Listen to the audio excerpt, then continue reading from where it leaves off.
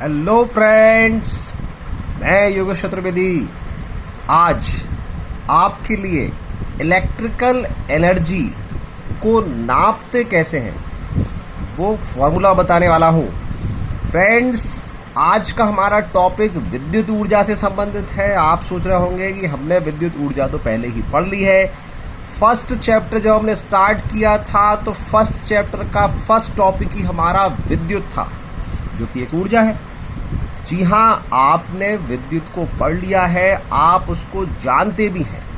लेकिन आज के टॉपिक में नया क्या है? तो आज के टॉपिक में हम उस एनर्जी को नापना सीख रहे हैं कि आप जब किसी चालक में करंट सप्लाई करते हैं तो हम कहते हैं इसमें इलेक्ट्रिक एनर्जी सप्लाई हो रही है। तो आप उसमें बहने वाली धारा को तो नापते हैं, लेकिन उस धारा को या उसमें आवेश को प्रवाहित करने के लिए कितनी एनर्जी की आवश्यकता होती है या किसी चालक में करंट सप्लाई करने पर कितनी एनर्जी ट्रांसफर होती है, इसको नापना हम आज सीखेंगे। तो फ्रेंड्स, शुरू करते हैं आज का हमारा टॉपिक विद्युत ऊर्जा।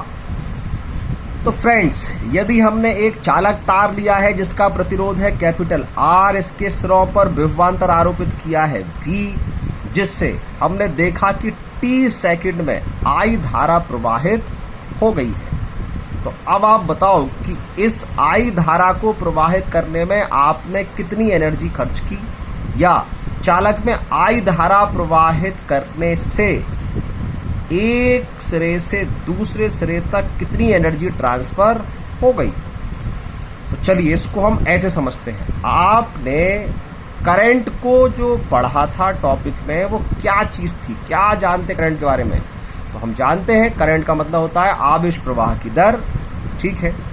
तो चालक के अंदर मुक्त इलेक्ट्रॉन होते हैं।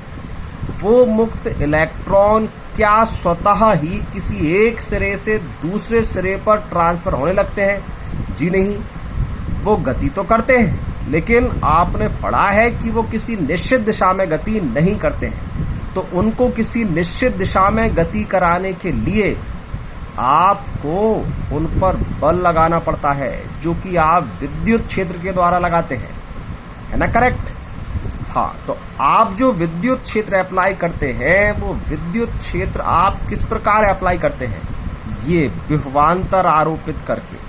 तो आपने यदि चालक के सिरे पर भी विभवांतर आरोपित किया है तो इस भी विभवांतर की डेफिनेशन हम इस प्रकार भी जानते हैं कि एकांक आवेश को चालक में प्रवाहित या परिपथ में प्रवाहित करने में जो किया गया कार्य है वो विभवांतर के बराबर होता है।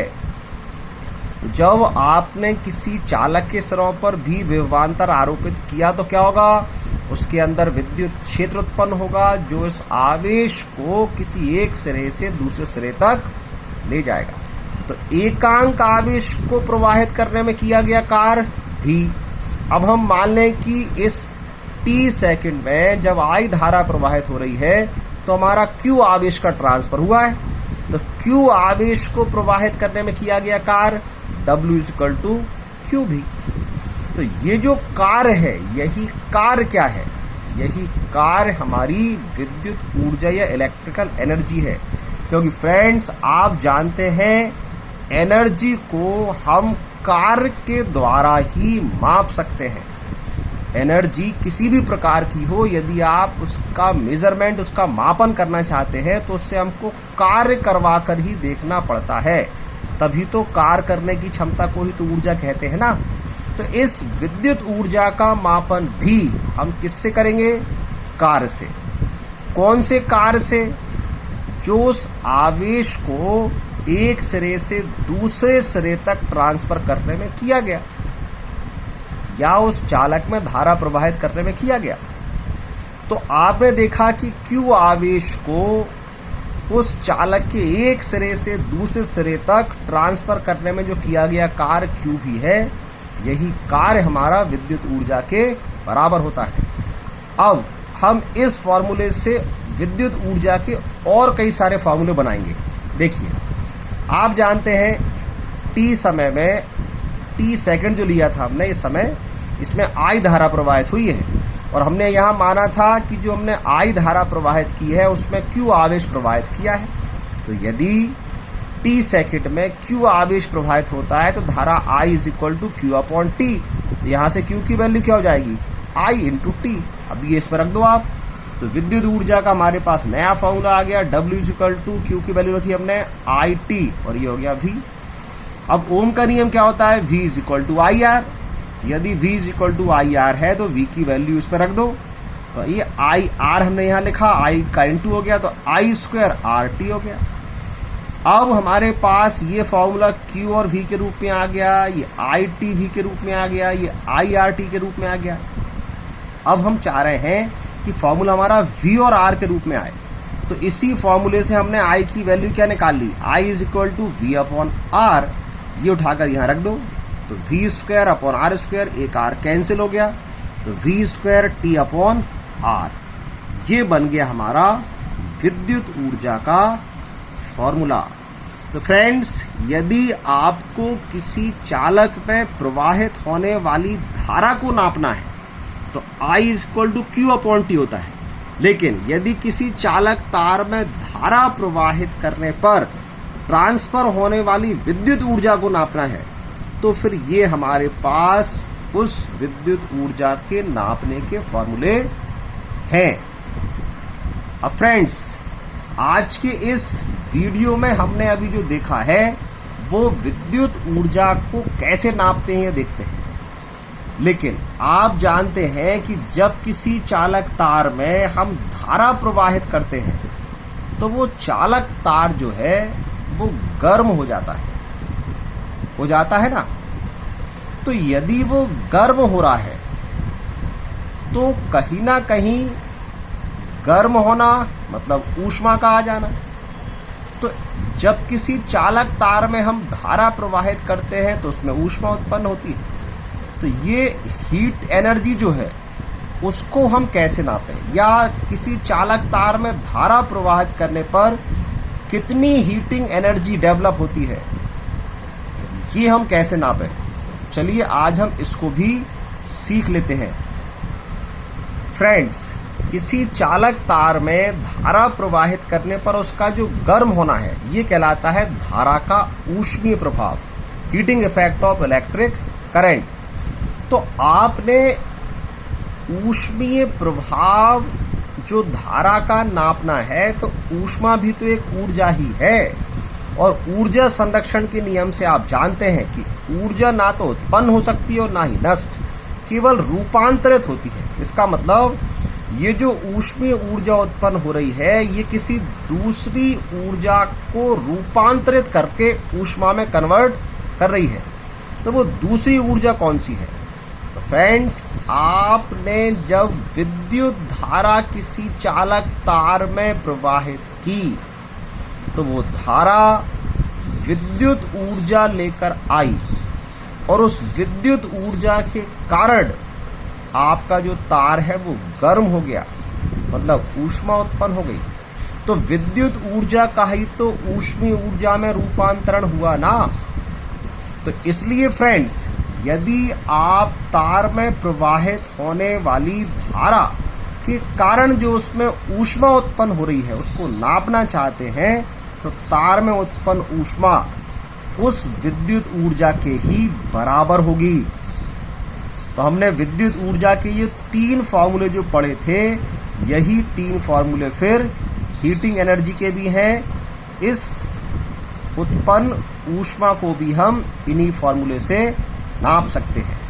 लेकिन ऊर्जा का एसआई मात्रक जूल है और सामान्यतः उसको जूल में नापा भी जाता है। लेकिन ऊष्मा को व्यवहार में हम कैलोरी में नापते हैं। तो यदि हमने ऊष्मा को कैलोरी में नापना है और जो हमारे पास विद्युत ऊर्जा है या जो हम कार्य वहां पर देख रहे हैं वो जूल में नापा गया है, तो फिर इसको हम कैलोरी में कैसे कन्वर्ट करें? तो इसके लिए फॉर्मूला है H calorie is equal to W joule upon J। मतलब W जो हमारा कार्य है, जो कि हमने जूल में नापा है, या W जो हमारी विद्युत ऊर्जा है जिसकी वैल्यू हमारे पास जूल में है, उसमें हम J का डिवाइड कर दें तो फिर हमको जो ऊष्मा है वो कैलोरी में प्राप्त हो जाती है। अब ये J क्या चीज है? J यहाँ पर एक नियतांक है, इसको जूल नियतांक कहा जाता है। ये जूल नियतांक कहाँ से आया फ्रेंड? धारा के ऊष्मीय प्रभाव की खोज वैज्ञानिक जूल ने की थी, इसलिए उनको सम्मान देने के लिए उन्होंने जो कांस्टेंट दिया है वो अपने ही नाम पर दिया और लोगों ने सम्मान स्वरूप उसको एक्सेप्ट किया, इसलिए ये उनका जूल नियतांक है, तो जिसकी वैल्यू होती है 4.2 जूल पर कैलोरी। अब आप जब भी जूल को कैलोरी में कन्वर्ट करना चाहेंगे तो J से डिवाइड कर देंगे, मतलब 4.2 से भाग लगा देंगे, तो आपको जो वैल्यू मिलेगी इस ऊष्मीय ऊर्जा की या विद्युत ऊर्जा की वो कैलोरी में मिल जाएगी। चलिए फ्रेंड्स, एक न्यूमेरिकल कर लेते हैं ताकि जो कुछ हमने पढ़ा है, जो सीखा है, वो हमको समझ में आ जाए। एक विद्युत हीटर में विभवांतर 250 वोल्ट पर धारा 4 एम्पियर समय 1 मिनट तक प्रवाहित होती है, तो उसमें व्यय हुई ऊर्जा की गणना कीजिए। तो अब हमको दिया क्या है? वोल्टेज दिया है, धारा दी है और समय दिया है। तो क्या कोई ऐसा फॉर्मूला है जिसमें V, I और T आ जाए और हम इस व्यय हुई ऊर्जा मतलब हीटिंग एनर्जी को नाप लें? तो जी हाँ, हमारे पास ये रहा formula, H is equal to VIT। तो H is equal to VIT, V की वैल्यू 250, I की वैल्यू 4 और T की वैल्यू 60 क्यों लिख रहे हैं? क्योंकि आप जानते हैं अगर ये SI यूनिट है, ये SI यूनिट है, तो समय भी SI यूनिट में होना चाहिए। तो दिया था 1 मिनट, मिनट SI यूनिट नहीं है लेकिन सेकंड SI यूनिट है, तो हमने 1 मिनट को 60 सेकंड में कन्वर्ट कर लिया। तो जब यहाँ 60 लिखा, इसका आप इंटू करेंगे तो आपका जाएगा 60,000 जूल। तो अब अगर आप इसको किस में कन्वर्ट करना चाहें बताइए? कैलोरी में। तो क्या करेंगे? ये 4.2 से डिवाइड कर देंगे, तो H की वैल्यू अभी जो जूल में आई है वो कैलोरी में निकल आएगी।